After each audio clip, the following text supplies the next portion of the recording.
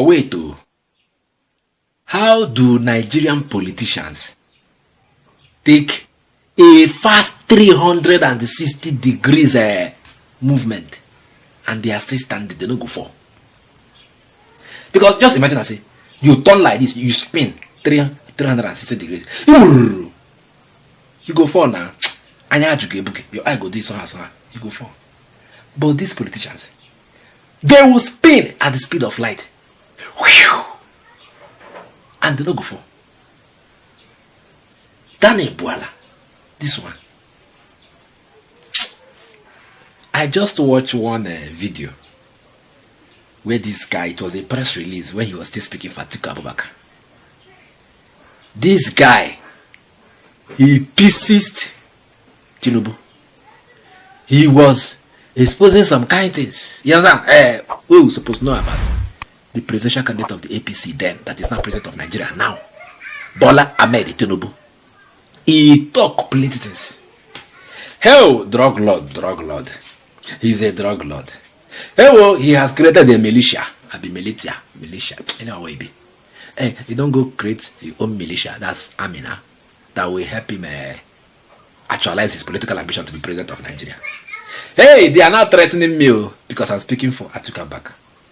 If anything should happen to me, Bwala Tinubu responsible. Yes, sir. Those were the things he said during the campaign season, before Tinubu now became president. And as soon as President Tinubu emerged, as soon as Tinubu became president, which will be President Tinubu, as soon as Tinubu became president, Gama waited for a little. If he took that 360 degree spin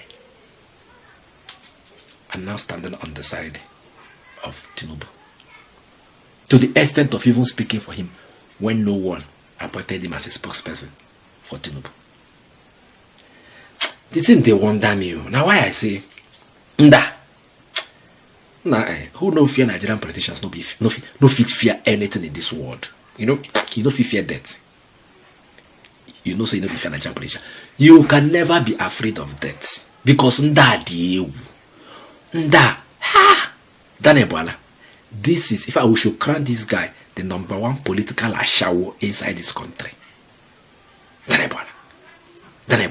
No worry now. Make I play the video. I know go talk to. Make I play the video. Meanwhile, before I play on the video, una try you. I say una hand. Yes, this day was my birthday. Una try for me. I see a lot. I see a lot. Yeah. Small, money will be say I use.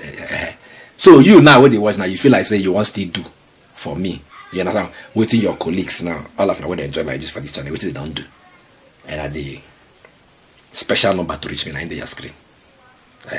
So you can do as they have done. You know, like I said, the Nakana you just Wotoporously on this channel. You know, like this is the way to appreciate me. Tell me happy birthday using this special account, special number. Who make me talk account? Special number, no be account, special number.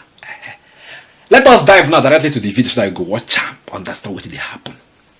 Then come to the comment section and tell me if there is any reason why we should not crown Danielbwala the political ashawo of the year. Because the year is coming to an end. We need somebody to carry that trophy. Watch this video. These few weeks, the nation is greeted by so many reports on the social media and the mainstream media, which raises concern on the character and fitness of the candidate running for the post of presidency of the All Progressives Congress. You will recall that some years ago, the former managing director of Alpha Beta lodged a petition at the EFCC against the former governor of Lagos State and now a presidential candidate of APC, Bwala Tinubu. The petition involves massive corruption and misappropriation of funds belonging to the government of Lagos State, abuse of official office, conflict of interest. The petition, as you will all know, is with EFCC, and presumably after some years now, there is every assumption that the EFCC ought to have concluded the investigation on that case. And that's why we're calling on this meeting to request that the EFCC should address Nigeria on the outcome of that investigation. You would also recall that most recently, information circulated in the media space about a drug conviction on the Bwala Tinubu by a court in Chicago, Illinois, in the United States of America, which led to him forfeiting over $400,000, like a conviction, and then he paid for the sentence on that conviction. We also know that today in Nigeria, opioid and most of this drug-related addiction has or is creating a national security threat to Nigeria. NDLEA is an example, and you saw also most recently NDLEA intercepted large volumes of cocaine. Till date, we know that they arraigned 1 or 2 persons, but they have not been able to address Nigeria on their investigation on that. How many people are involved, who is linked to it, and on this occasion we are calling on the NDLEA to address Nigeria as to the outcome of their investigation about the intercepted drug. You know also, because we raised that recently, that the candidate of All Progressives Congress, Bwala Tinubu, and his people created a militia. This is the first time in the history of Nigeria we are seeing a political party creating a militant arm leading to election. And it is also predictable, because it was shortly after his speech in London when he advised that his people should grab by all means necessary the process leading to election that they created this militia. Shortly after that, we have seen violence in Nigeria, in different states, in different rallies, even in homes and in the streets. And we are calling on the law enforcement, especially the security and intelligence platforms of this country, to look into that, investigate, and if necessary, arrest anybody that is involved in the creation of a militia. We are also calling on the international community. We already know that a number of election observers international are in the country, the international community and the federal government, to look into this, because this is a threat to the peaceful conduct of election. You would also notice, gentlemen of the press, that recently a serving minister of ABC has written a letter to the agencies of government. And these agencies of government, if you look at our constitution, are members of the executive branch of government. In other words, he wrote a letter to members of the same branch to which he belonged, and demanded that within 72 hours, they should prosecute a candidate running for presidency in Nigeria, Alhaji Atiku Abubakar.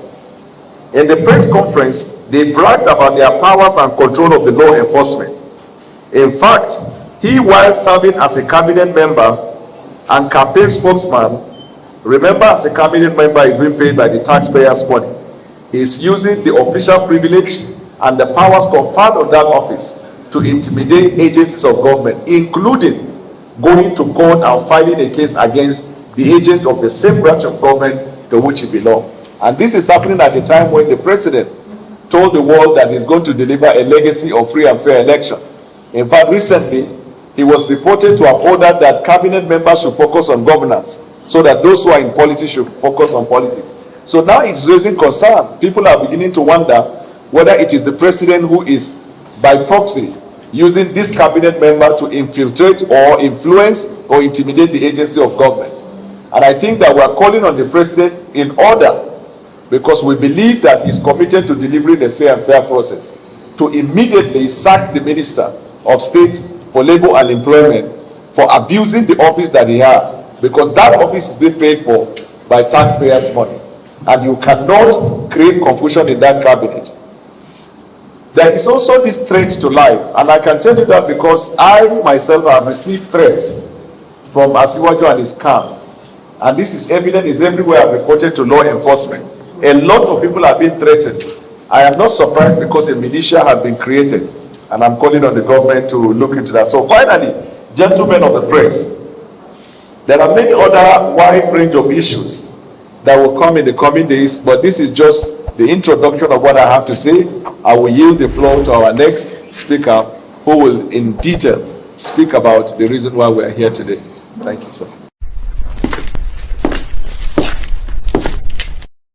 For over a decade, this has been the birthplace of innovation. Innoson Vehicles is a testament to resilience, employing international best practices to create more than just a car.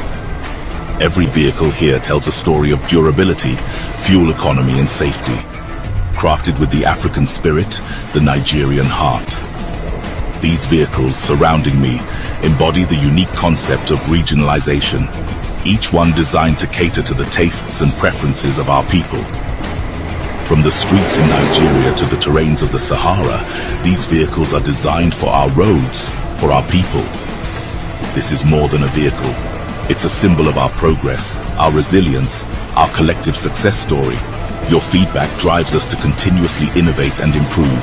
Innoson Vehicle, the pride of African roads.